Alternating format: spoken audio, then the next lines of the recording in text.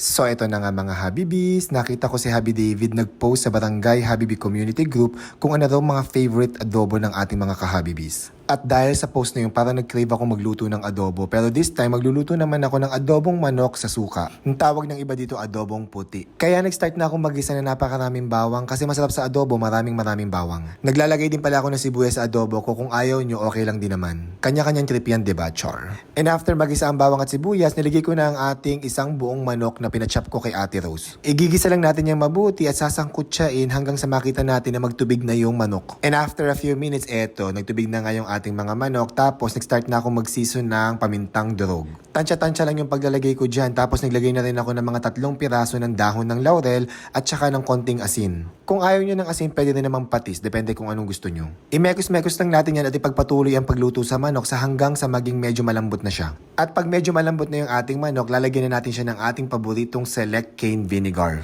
Tansya-tansya lang din ang paglalagay ko dyan, depende sa asim na gusto nyo ma-achieve. Tapos wag nyo nga haluin at wag nyo tatakpan. Hayaan nyo lang siya maluto for about 5 to 10 minutes. At eto optional lang, kung gusto nyo ng medyo manamis-namis ng konti, lagyan nyo ng brown sugar. Ang gusto ko kasi sa adobong manok sa suka ay yung maasim na matamis na medyo maalat, ganun. Depende na lang sa lasa na gusto nyong ma-achieve. At kagaya ng lagi kong sinasabi, wag nyong kalimutan tikman ang inyong niluluto para may adjust ang lasa kung kinakailangan. Pagtikim ko ng niluluto ko, perfect na sa akin. Okay na sa akin ang balanse ng alat, tamis at saka ng asim.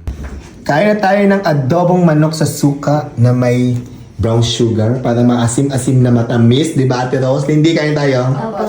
Mim, let's eat. Adobo sa suka. Kiss mo na. La. Hala!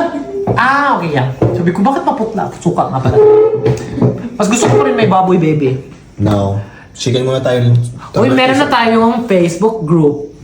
Barangay Habibis. Kung hindi pa kayo nag-join, join na kayo kasi ang ganda ng interaction ng mga Habibis. Nag-share sila ng mga kwento, tapos nagkwentuhan. Doon tayo magkwentuhan about recipes.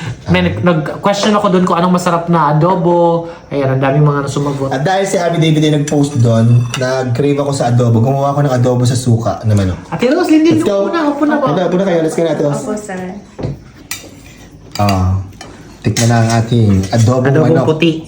Adobong manok sa suka. Pero ginawa ko siyang maasim-asim na matamis na maalat. Next time, baboy naman.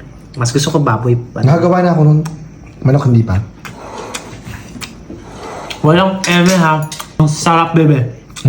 Talaga? Hindi ko in-expect. Sobrang sarap. Yay! Sobrang sarap. Sige, Lindy, Ate Rose, tikman nyo.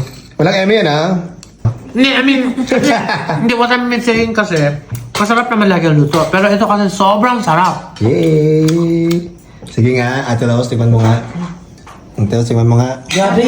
Parang ngayon ako nagluto nito. Parang sobrang daming flavor sa bibig ko. Ngayon na po kayo nagluto ng adobong Manok na kulay puti, di ba? Opo. Ang sarap, malinamnam. Sarap. Ang sarap po, sir.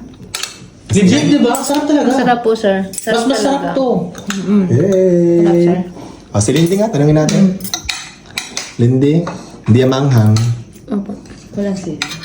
Walang sili kasi gawa ni Lindy. Masarap nga po, sir. Masarap ka? Eh, may magkakamay ako.